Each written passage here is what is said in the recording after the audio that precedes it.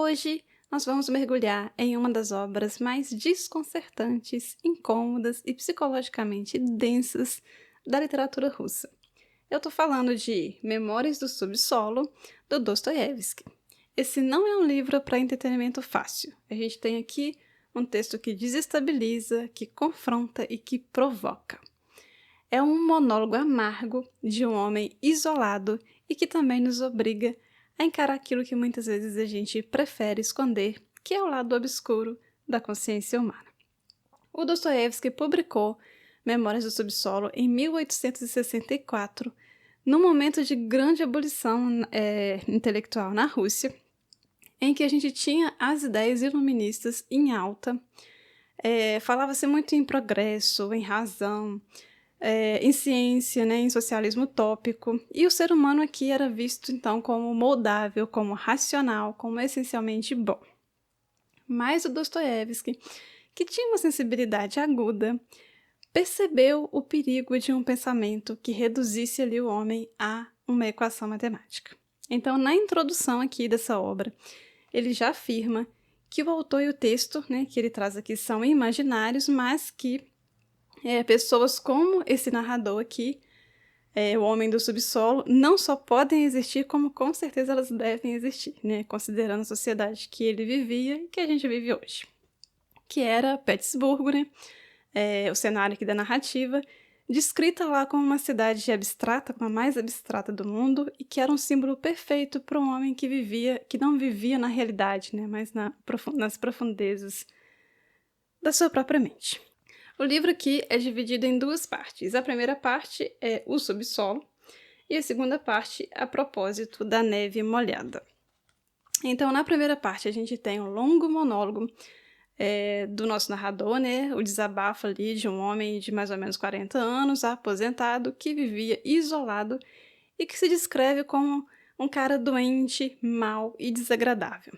Mas o que ele tem, na verdade, é uma consciência excessiva, né? É uma espécie ali de lucidez que vai paralisar ele. E esse narrador, ele critica duramente o racionalismo, a ciência, né, como caminho para a felicidade. Para ele, a razão não liberta, para ele, a razão escraviza. O homem não seria movido apenas pela lógica ou pelo interesse próprio.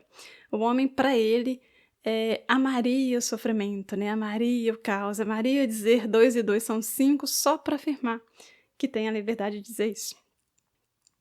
Na segunda parte, ele vai nos contar aqui episódios do passado dele, quando ele tinha lá os 24 anos, episódios que ilustram pra gente essa filosofia de vida dele. Então ele fala de uma obsessão patética que ele tinha por um oficial que ignorou ele uma vez na rua, ele acha isso, e ele planeja por muito tempo como esbarrar nesse oficial só para ter a sua vingança, mas que isso não aconteceu, ele fracassou nisso. Depois, tem uma cena em que ele se convida para um jantar com os colegas, onde ele não foi convidado e ele é terrivelmente humilhado ali.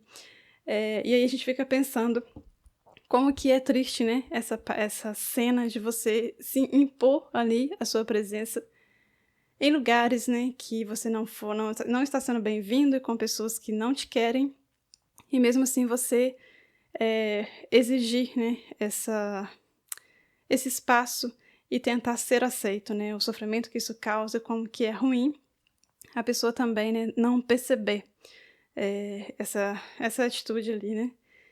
E aí a gente vê também essa questão desse comportamento em outra narrativa, né, do Dostoiévski, essa coisa de você ir sem ser convidado em uma festa, em um jantar, assim, e passar por essa humilhação que é no duplo. Mas aqui, o que nós temos?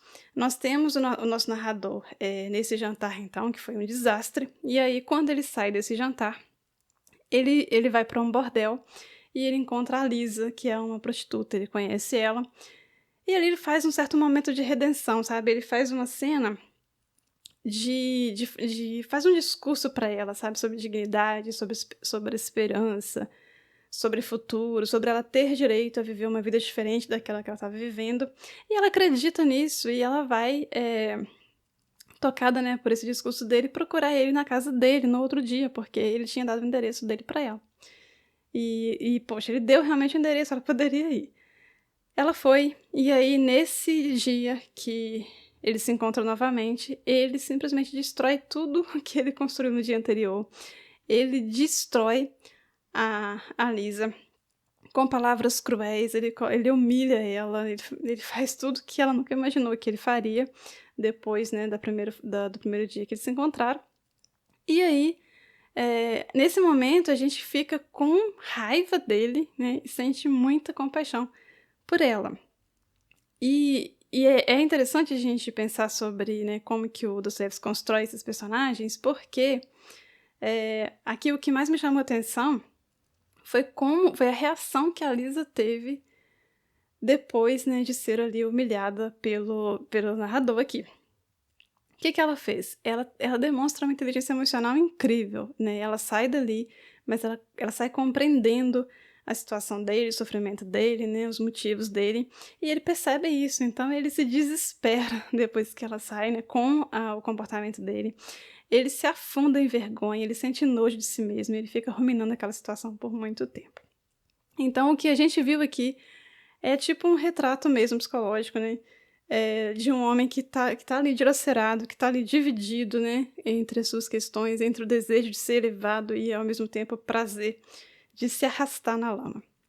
Ele é um personagem que sofre uma espécie de hiperconsciência, né, que a gente poderia traduzir como uma forma extrema de introspecção patológica, né? Ele analisa tudo, ele questiona tudo, inclusive ele questiona a si mesmo.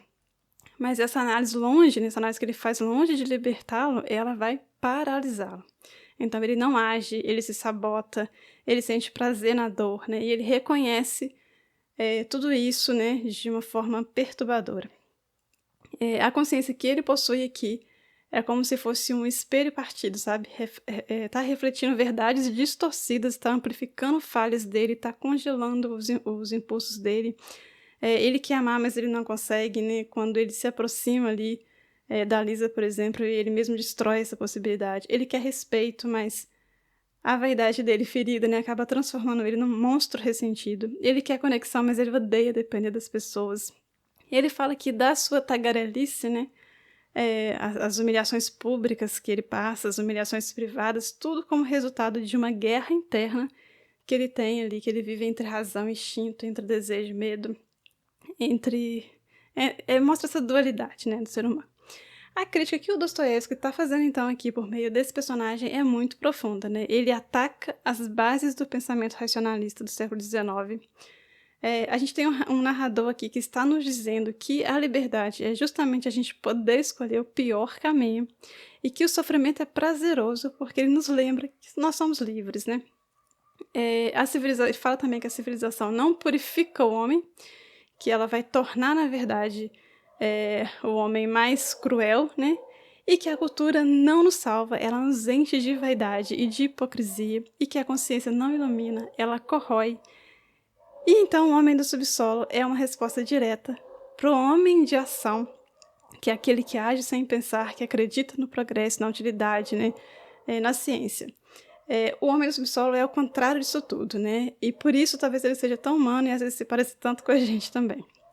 Ler Memórias do Subsolo é como a gente encarar esse espelho sujo, que a gente vê ali um reflexo desconfortável, né, bem familiar do que a gente é.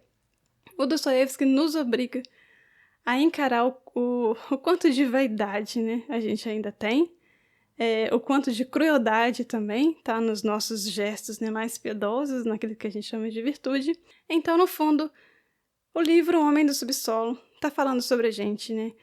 Quando nós hesitamos, quando a gente finge, quando a gente se machuca só para poder de alguma forma provar que a gente ainda tá sentindo alguma coisa. Esse livro ele tá falando então sobre o auto-engano, mas também falando sobre uma lucidez intensa, brutal, e talvez no fundo o homem do subsolo só queria ser compreendido assim como todos nós, né? Se você gostou desse vídeo, eu peço que você curta, que você se inscreva, deixa aí nos comentários a sua opinião, e a gente se vê no próximo. Até lá!